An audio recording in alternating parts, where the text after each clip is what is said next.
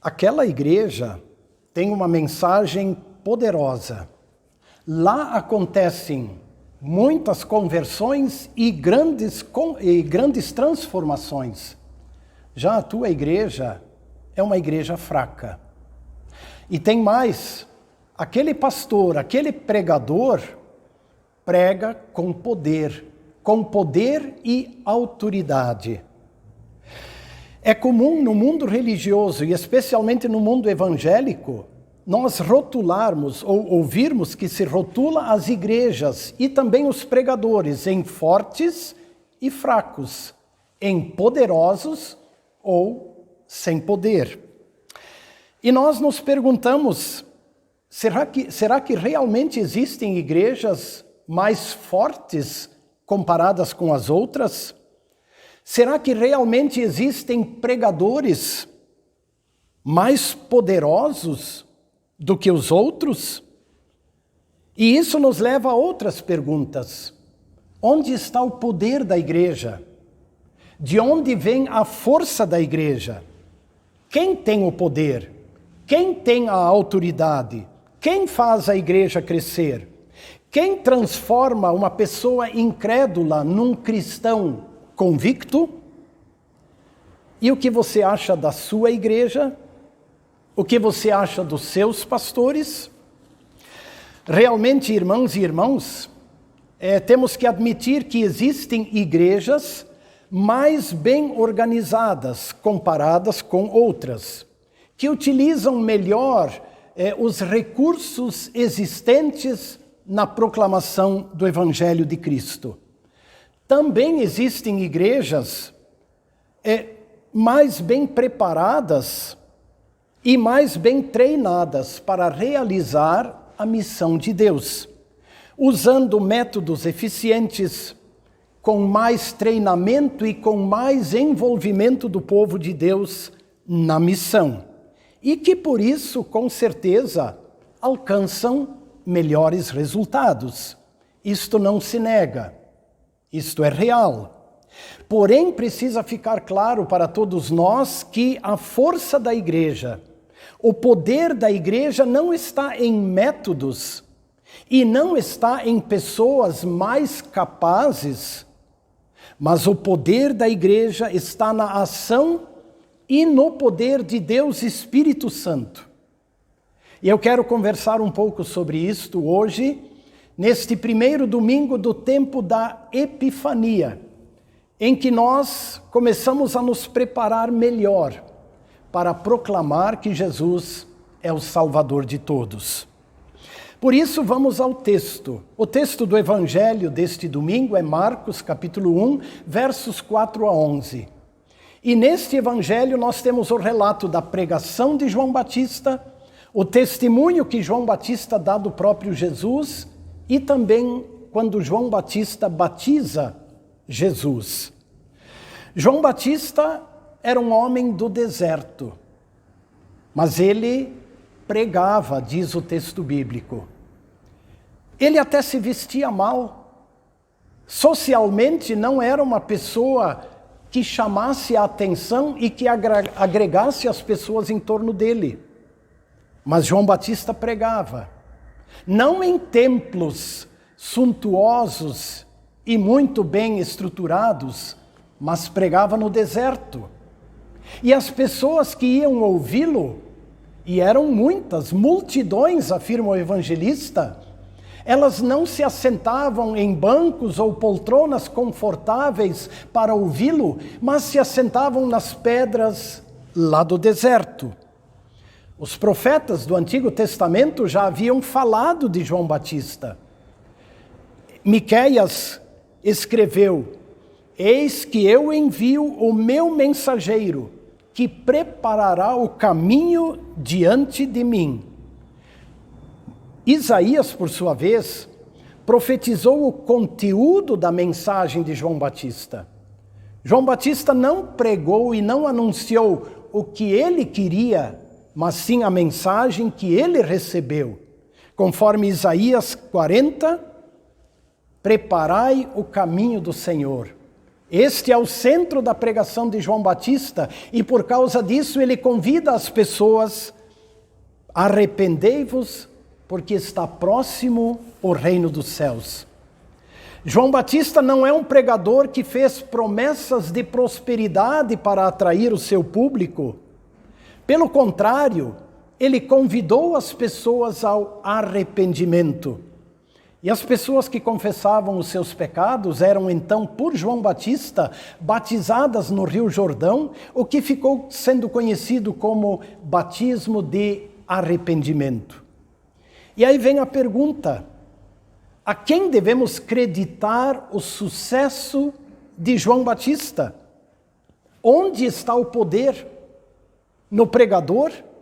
Afinal, João Batista teve muito sucesso na sua pregação. Bom, quem nos dá a resposta é o próprio João Batista. Ele diz: eu não sou o importante.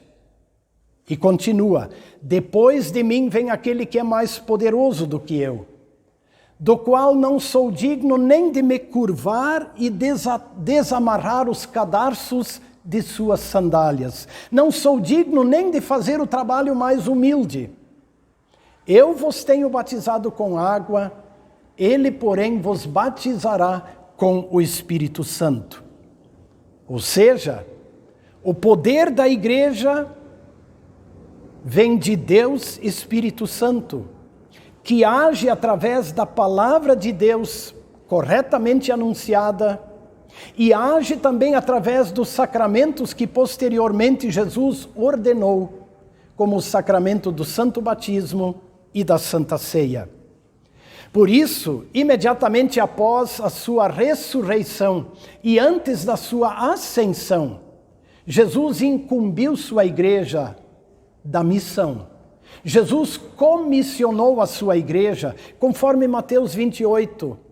Fazei discípulos de todas as nações, batizando-os em nome do Pai, do Filho e do Espírito Santo, ensinando-os a guardar todas as coisas que eu vos tenho ordenado. É no batismo, onde a água está ligada à palavra de Deus, que a pessoa nasce de novo, pela ação de Deus Espírito Santo. E conforme escreveu o apóstolo Paulo aos Romanos, no batismo, nós morremos com Cristo, mas ao mesmo tempo renascemos com Cristo para viver uma nova vida. No nosso batismo, sim, nós fomos batizados com o Espírito Santo. Ou seja, pela água e pela palavra, Deus, Espírito Santo, nos purificou, nos renovou, ou como escreveu o apóstolo Tito, nos regenerou para uma nova vida. Recebemos o Espírito Santo e somos capacitados a viver uma nova vida como filhos e filhas de Deus. E ainda, pela palavra, o Espírito Santo continuamente vai nos lembrando e nos ensinando tudo que Jesus fez e tudo que Jesus disse. Ou seja, você não concorda que o Espírito Santo é o motor da igreja? Isso também ficou claro no dia do Pentecostes, 10 dias depois da ascensão de Jesus, quando o Espírito Santo foi enviado. E quando os apóstolos, guiados pelo Espírito Santo, ensinaram e batizaram. As línguas como que de fogo que pousaram sobre a cabeça dos apóstolos eram o sinal claro de que Deus Espírito Santo os estava capacitando e guiando em suas ações e na proclamação do Evangelho. E qual foi a mensagem de Pedro e dos demais apóstolos? Exatamente a mesma mensagem de João Batista. Arrependei-vos. Sim, arrependei-vos e cada um de vós seja batizado em nome de Jesus Cristo para a remissão dos pecados e recebereis o dom do Espírito Santo. A partir da pregação de Pedro e dos demais apóstolos, muitas pessoas creram e foram batizadas, e naquele dia a Igreja de Cristo experimentou um acréscimo de quase 3.000 pessoas. E novamente nos perguntamos, a quem vamos creditar este sucesso? A Pedro? Aos outros apóstolos? Será que Pedro era um pregador mais poderoso do que todos os outros? Em Atos capítulo 4, verso 11, está escrito de que Pedro era um homem simples e sem instrução. Ou, conforme a tradução de Almeida, um homem iletrado e inculto. Fica claro, não é verdade, que o poder da igreja está na ação do Espírito Santo, que capacita seus mensageiros e que, através da palavra proclamada, converte pessoas, transforma vidas. Pois bem, irmãs e irmãos, indo para o final desta reflexão, no último dia 6 de janeiro, a igreja cristã, mais uma vez, entrou ou iniciou o período da Epifania, período em que ela, de modo especial, se prepara para revelar o Jesus nascido em Belém, ou seja, para apresentá-lo como Salvador de toda a humanidade, assim como o fizeram João Batista, Pedro e todos os outros apóstolos. Eu acho que ficou claro de que a missão da igreja continua sendo ensinar a palavra em toda a sua pureza e administrar os sacramentos que Jesus deixou para a igreja, o batismo e a ceia, de modo correto. Para isso, somos igreja. Os resultados vêm do Espírito Santo. Ainda no capítulo 2 de Atos dos Apóstolos, após o relato do grande milagre do Pentecostes, lá bem no final, no verso 47, está escrito que na medida que os apóstolos ensinavam e batizavam, o Senhor lhes acrescentava dia a dia os que iam sendo salvos. Sim, por trás da missão da igreja está o Espírito Santo. Também o apóstolo Paulo escreveu algo importante sobre isto. Em 1 Coríntios capítulo 3, nós temos o relato daquele problema que surgiu na igreja de Corinto.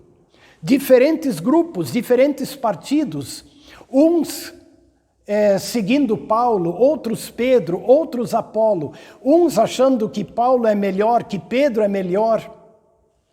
Diante desse quadro, o apóstolo Paulo escreveu: eu plantei, Apolo regou, mas o crescimento veio de Deus. De modo que nem o que planta é alguma coisa, nem o que rega, mas Deus que dá o crescimento. E isso define bem o trabalho da igreja. E é muito importante considerarmos isso nesse tempo em que se exalta muito igrejas e pessoas, e líderes e pregadores. João Batista disse: importante é Jesus. Convém que ele cresça e que eu diminua. O próprio Espírito Santo glorifica a Jesus. Em João capítulo 16, verso 14, Jesus afirmou que o Espírito Santo há de glorificá-lo, porque ele há de anunciar o que é de Jesus, ele há de anunciar Jesus. Mas, irmãs e irmãos, diante disso, nós não podemos, como igreja, cruzar os braços, como cristãos, e dizer: não, o Espírito Santo vai fazer a igreja andar. O Espírito Santo vai trazer os resultados e então fazer o trabalho de qualquer jeito. Não, irmãs e irmãos, esse tempo é tempo de nós nos perguntarmos como estamos fazendo o trabalho da igreja. Como têm sido nossas atitudes? Como tem sido o nosso envolvimento, a nossa participação? Com convicção, com alegria, com coragem, com determinação? Ou de modo indiferente? É hora de pensar sobre isso. Valem para nós também aquelas palavras que o profeta Jeremias pronunciou, Jeremias 48:10, maldito aquele que fizer a obra do Senhor relaxadamente. Quando falamos do poder e da autoridade da igreja para proclamar Jesus como Salvador, também precisamos nos lembrar que nós somos igreja e que nós somos o povo de propriedade exclusiva de Deus para proclamar as virtudes daquele que nos chamou das trevas para a luz. Nós somos igreja junto com irmãos, mas individualmente em nosso testemunho também somos proclamadores que são capacitados pelo Espírito Santo para chamar as pessoas e convidá-las ao arrependimento e à fé em Jesus. Porque Deus encobre e apaga os pecados por causa de Jesus. Para terminar, uma pergunta. E se te perguntarem se a tua igreja é uma igreja poderosa, ou se teus pastores pregam com poder, o que vais responder? Eu costumo dizer de que mesmo se alguém me diz que a minha igreja é uma igreja fraca, eu costumo dizer que a força da igreja está na ação do Espírito Santo, que usa pessoas, que capacita pessoas e que age através da palavra proclamada e dos sacramentos administrados. Abençoado tempo de Epifania. Amém.